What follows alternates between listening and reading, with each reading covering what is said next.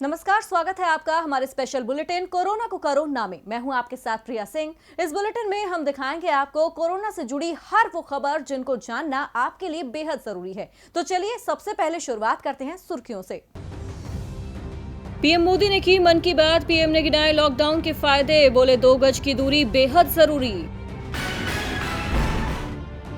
Economy को corona shock से उबारने के लिए आईआरएस अफसरों ने पीएम मोदी को भेजे सुझाव, कहा साल में 1 करोड़ रुपए से ज्यादा कमाने वालों के टैक्स रेट 40% तक बढ़ाए जा सकते हैं।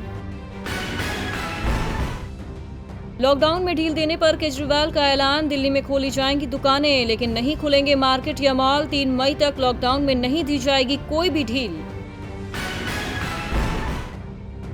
लॉकडाउन तोड़कर बंगाल बीजेपी नेताओं ने ममता सरकार के खिलाफ किया प्रदर्शन, बाबुल सुप्रियो के घर जुटे बीजेपी नेता, ममता सरकार पर कोरोना का डेटा छुपाने का लगाया आरोप।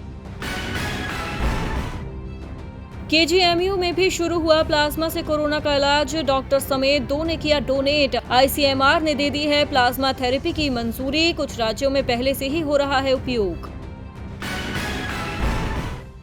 सुर्खियों के बाद अब बढ़ते हैं पहली खबर की ओर। दुनिया भर में कोरोना अपने पैर जमा चुका है। इसे जड़ से खत्म करना सुपर पावर देशों के लिए भी बड़ी चुनौती बन गया है। अपनी इस रिपोर्ट में बताते हैं आपको कल से अब तक कोरोना ने कितनी रफ्तार पकड़ी है, यानी क्या है देश दुनिया का ताजा आंकड़ा।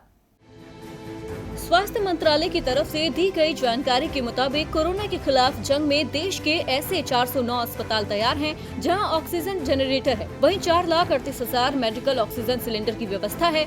सरकार के आधिकारिक ट्विटर हैंडल कोविड इंडिया सेवा से जानकारी मिली है कि फिलहाल कोरोना की कोई वैक्सीन नहीं है और इसकी कोई दवा भी मौजूद नहीं है। फिलहाल इलाज के विकल्प के तौर पर भारत प्लाज्मा थेरेपी को अपना रहा है। अब देश में कोरोना के मामले पर नजर डालें। देश में कोरोना से संक्रमितों की संख्या 26,900 से ज्यादा हो गई है। 824 लोगों की अब तक मौत हो चुकी है। 5,804 मरीज इलाज के बाद ठीक हुए हैं। भारत में एक्टिव केस 18,668 हैं। महाराष्ट्र में सबसे ज्यादा 7,628 मामले सामने आए हैं, तो वहीं गुजरात में कोरोना के 3,071 मरीज सामने आए हैं। दिल्ली में कोरोना संक्रमितों की संख्या 2,625 हो गई है। वहीं दुनिया के आंकड़ों पर गौर करें तो अब तक दुनिया में कोरोना के 29 लाख मामले सामने आए हैं। 2,03,000 से ज्यादा लोगों की मौत हो चुकी है। 8,22,000 से ज्यादा मरीज ठीक हुए हैं। अमेरिका में 9,60,000 कोरोना के मरीज हैं, जबकि 54,000 से ज्यादा लोगों की मौत हो चुकी है। स्पेन में कोरोना के मामले 2,23,000 हो गए हैं, जबकि 22,000 से ज्यादा लोगों की अब तक मौत हो चुकी है। इटली में 1,95,000 कोरोना संक्रमण के मामले हैं, तो वहीं 26,000 से ज्यादा लोग जान गंवा चुके हैं। भारत में कोरोना वायरस की वजह से 26,000 से ज्यादा लोग बीमार हैं, जबकि 800 से ज्यादा लोगों की मौत हो चुकी है। पूरा देश 3 मई तक लॉकडाउन में है। सब ये जानना चाहते हैं कि आखिर कोरोना वायरस कब खत्म होगा, कब भारत से कोरोना वायरस का अंत होगा। इसके लिए फिलहाल अपने स्तर पर सोशल डिस्टेंसिंग और लॉकडाउन का पालन करवाना एकमात्र विकल्प है। देश में कोरोना वायरस के खिलाफ जारी जंग में टेस्टिंग बढ़ाने पर हर एक्सपर्ट जोर दे रहा है और सरकार की भी कोशिश है रोजाना स्तर पर ज्यादा से ज्यादा टेस्टिंग की जाए। लेकिन कोरोना वायरस की जांच में काम आने वाली किट्स अब खत्म होने वाली हैं। तो सवाल है, अब भारत का अगला कदम क्या है? देश में कोरोना की जांच करने वाली आरएनए एक्सट्रैक्शन किट्स का स्टॉक खत्म होने वाला है। किट का जितना स्टॉक रह गया है उससे सिर्फ 1 हफ्ते तक ही टेस्ट किए जा सकते हैं। हालांकि सरकारी सूत्र दावा कर रहे हैं 30 लाख किट के ऑर्डर दिए जा चुके हैं और जल्द ही इनकी डिलीवरी शुरू हो जाएगी। केंद्र सरकार की योजना है कि कोरोना वायरस से संक्रमितों की जांच के लिए रोजाना 1 लाख सैंपल की जांच हो, लेकिन इंडियन एक्सप्रेस ने सूत्रों के हवाले से बताया फिलहाल देश में सिर्फ 3 लाख आरएनए एक्सट्रैक्शन किट्स ही बचे हैं। मौजूदा समय में औसतन 38,000 सैंपल की जांच रोजाना हो रही है। उस हिसाब से जितने किट बचे हैं वो मुश्किल से 1 हफ्ते तक ही चलेंगे। भारत में इस प्रक्रिया में तेजी लाने के लिए टीबी टेस्टिंग मशीनों के इस्तेमाल की भी योजना बनाई जा रही है। आईसीएमआर कह चुका है उसकी ओर से सर्टिफाइड लैब्स ही बीटीएम और आरएनए एक्सट्रैक्शन किट्स राज्यों के माध्यम से खरीदेंगे। इस बीच शनिवार को केंद्रीय स्वास्थ्य मंत्री डॉक्टर हर्षवर्धन की अगुवाई में मंत्रियों के समूह ने कोरोना वायरस लड़ाई को लेकर तैयारियों की समीक्षा की।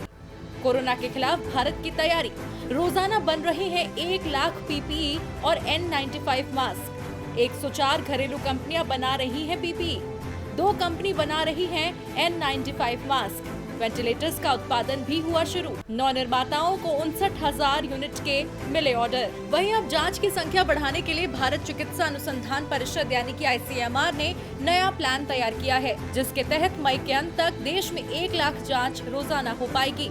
इसके साथ ही देश के सभी 736 जिलों में जाँच केंद्र स्थापित किए जाएंगे। क्या कहता है ICMR का रिसर्च पेपर?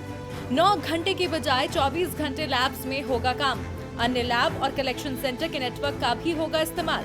मई के अंत तक रोजाना हो पाएंगे 1 लाख कोरोना टेस्ट। बड़े पैमाने पर टेस्टिंग से संक्रमण को बढ़ने से रोका जा सकेगा। भारत के कई रिसर्च सेंटर की मशीनों को इस्तेमाल करने की भी योजना है।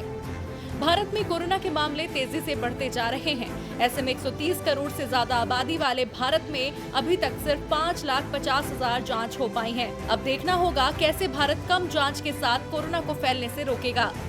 कोरोना वायरस नाम की मुसीबत कब दुनिया का पीछा छोड़ेगी, ये सवाल सभी की जुबां पर है, लेकिन इसका जवाब अब तक कोई ढूंढ नहीं पाया है। हालांकि भारत में 16 मई के बाद कोरोना के मामलों में कमी आने की बात कही जा रही है। क्या है पूरा वाकया, इस रिपोर्ट में देखिए। कोरोना के चलते भारत में आने वाले 2 हफ्ते काफी अहम माने जा रहे हैं। WHO समेत दुनिया के तमाम देशों की नजरें भारत पर लगी हुई हैं। आपको बता दें, कोरोना के जिस तबाही से दुनिया के बड़े बड़े देश गुजर चुके हैं या गुजर रहे हैं, हम उससे बस चंद दिन की दूरी पर हैं। सरकार की सजगता और हमारी सतर्कता अब ये तय करेगी कि हम इस मुसीबत को दावत दें या उसे आने से पहले ही टाल दें। नीति आयोग के सदस्य की राय इससे बिल्कुल उलट है। नीति आयोग के सदस्य और कोरोना के खिलाफ गठित टास्क फोर्स 1 के प्रमुख डॉक्टर VK पॉल के अनुसार 16 मई के बाद देश में कोरोना के मामलों में कमी आ जाएगी। देश में कोरोना के केस में बढ़ोतरी के ट्रेंड और उसके आधार पर भविष्य के प्रोजेक्शन का ग्राफ दिखाया गया है। उसके मुताबिक देश में लागू हुए लॉकडाउन का असर दिख रहा है। कोरोना के प्रसार में कमी भी आई है। अब कोरोना मामलों के दोगुने होने की दर में भी गिरावट आ रही है। डॉक्टर VK पॉल ने कहा, 21 अप्रैल से शुरू हुए 5वें सप्ताह में अब तक के आंकड़े बताते हैं कि कोरोना के मामले में दोगुना होने में 10 दिन का समय लग रहा है। प्रोजेक्शन ग्राफ के मुताबिक 3 मई से भारत में प्रतिदिन 1500 से ज्यादा नए मामले आएंगे। इस समय कोरोना मामलों की संख्या अपने चरम पर होगी। हालांकि उसके बाद फिर मामले घटने शुरू होंगे और 12 मई तक 1000 मामले प्रतिदिन आएंगे, जो धीरे धीरे घटकर 16 मई तक शून्य हो जाएगा। राष्ट्रीय औसत में गिरावट के लिए महाराष्ट्र, राजस्थान और दिल्ली में कोरोना के मामलों में कमी लानी होगी, पर अभी तक इन राज्यों में गिरावट के ट्रेंड नहीं दिखाई दे रहे। विश्व की सबसे प्राचीन चिकित्सा प्रणाली आयुर्वेद के महत्व को समझते हुए कोरोना के खिलाफ भारत जंग लड़ने की तैयारी कर रहा है। अब कोरोना से बचाव के लिए इन्हीं पारंपरिक इलाज के तरीकों पर जोर दिया जा रहा है। चलिए आपको बताते हैं इससे जुड़ी एक राहत भरी खबर।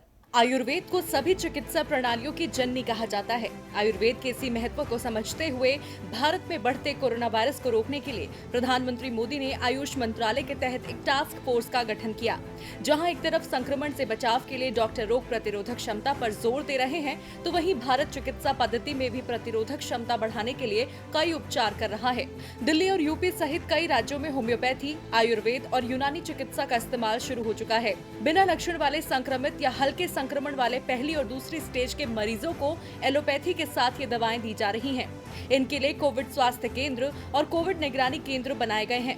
बिना लक्षण वाले या हल्के असर वाले मरीजों को आयुर्वेद, होम्योपैथी, यूनानी और सिद्ध चिकित्सा की दवाएं दी जा रही हैं। इनके नतीजे संतोषजनक रहे हैं। क्या है ट्रायल का तरीका? पहली और दूसरी स्टेज के मरीजों के कई समूह बनाए गए हैं। एक समूह को एलोपैथी दवा, दूसरे समूह को एलोपैथी के साथ आयुर्वेदिक दवा, तीसरे समूह को होम्योपैथी और आयुर्वेदिक दवा, चौथे समूह को तीनों चिकित्सा पद्धति की दवाएं। दिल्ली के 2 बड़े आयुष केंद्रों पर उपचार शुरू। एक अस्पताल में 46 और दूसरे अस्पताल में 29 मरीजों का उपचार। इसके अलावा 8 स्थानों पर कोविड केयर सेंटर बनाए गए हैं। करीब 6 दिन से दवाएं दी जा रही हैं। दवा का फायदा भी दिख रहा है। वहीं यूपी सरकार ने पहली और दूसरी स्टेज के मरीजों के आयुष उपचार के आदेश दिए हैं। इसके तहत मरीजों के खान पान और योग पर दिशा निर्देश का पालन कराया जा रहा है। कोरोना वायरस की चपेट में इस वक्त दुनिया के करीब 200 देश आ गए हैं। दुनिया भर में संक्रमितों की संख्या लाखों में है। कोरोना से चारों तरफ हाहाकार मचा हुआ है। इसी बीच एक दवाई का नाम अब चर्चा में है। देखिए ये रिपोर्ट।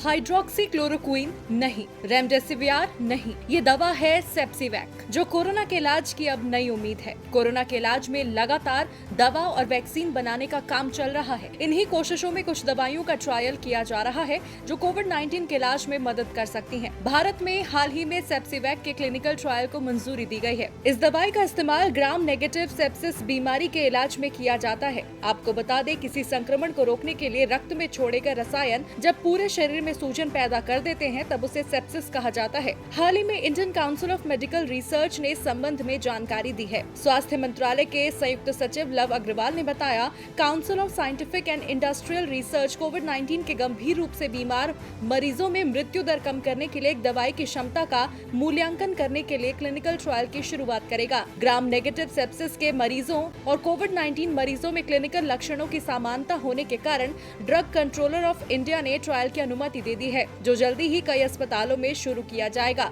सेप्सिवैक के ट्रायल के लिए चंडीगढ़, दिल्ली और भोपाल के अस्पतालों को चुना गया है। यहाँ 50 कोविड-19 के मरीजों को सेप्सिवैक का परीक्षण किया जाएगा। आपको बता दें, इससे पहले हाइड्रोक्सीक्लोरोक्वीन दवा का इस्तेमाल संक्रमित और संदिग्ध दोनों ही परिस्थितियों में किया गया, लेकिन इसके कोई पुख्ता सबूत नहीं मिले कि ये दवा ही कोरोना का इलाज बन सकती है। इसके बाद रेमडेसिविर दवा को कोरोना वायरस के संक्रमण में प्रभावी माना जा रहा था, लेकिन ये दवा पहले ही रैंडम क्लिनिकल ट्रायल में फेल हो गई। अब देखना होगा सेप्सिवैक का क्या परिणाम निकलता है। तो फिलहाल मेरे साथ इस बुलेटिन में इतना ही। आप अपना और अपने परिवार का ख्याल रखें और देखते रहिए टीवी लाइव। नमस्कार।